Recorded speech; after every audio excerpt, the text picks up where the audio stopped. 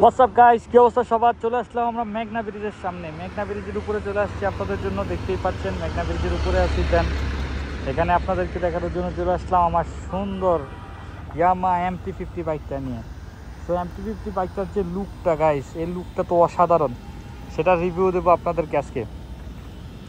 যারা যারা MT-50 bike নিতে চাচ্ছেন, ইয়ামা MT-50 বাইকটা নিতে চাচ্ছেন, তাদেরকে বলতে পারি আপনারা নিঃসন্দেহে এই বাইকটা নিতে পারেন, কারণ এটা অস্থির একটা বাইক। অস্থির একটা বাইক। আপনারা নিঃসন্দেহে চোখ বন্ধ করে এই বাইকটা নিতে পারেন গাইস। যারা নিতে যাচ্ছেন দ্রুত পারচেস করে ফেলেন। সেরা একটা বাইক। মেঘনা ব্রিজের উপরে আসে আমরা গাইস, দেখতে পাচ্ছেন গাড়িগুলো খুবই স্পিডে যাচ্ছে। ভিডিও দেখতেই পাচ্ছেন আপনি, কত স্পিডে যাচ্ছে গাড়িগুলো, খুবই স্পিডে যাচ্ছে, অনেক গতিতে যাচ্ছে গাইস।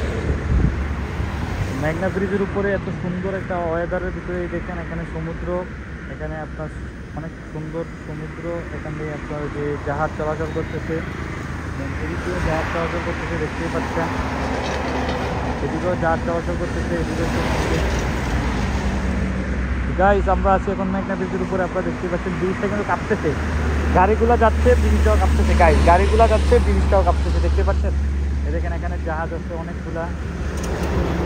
কারো জাহাজ ভাড়া লাগে আমাকে বলতে পারেন, আমি ভাড়া দেবো। তারপর কত বড় গাড়ি যাচ্ছে, বাবা, বিশাল বিশাল বড় বড় গাড়ি যাচ্ছে, দেখতেই পাচ্ছি। কত সুন্দর ওয়েদারটা মাশাআল্লাহ জোস।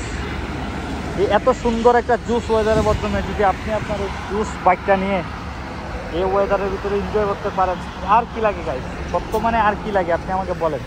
এই জুস ওয়েদারের ভিতরে এত কিছু থাকার পরও যে সুন্দর একটা ওয়েদার আছে, আর কি লাগে গাইস? বর্তমানে বলেন, আর কিছু লাগে না। Thank you guys. যারা যারা নতুন আছেন অবশ্যই সাবস্ক্রাইব করে দেবেন গাইস।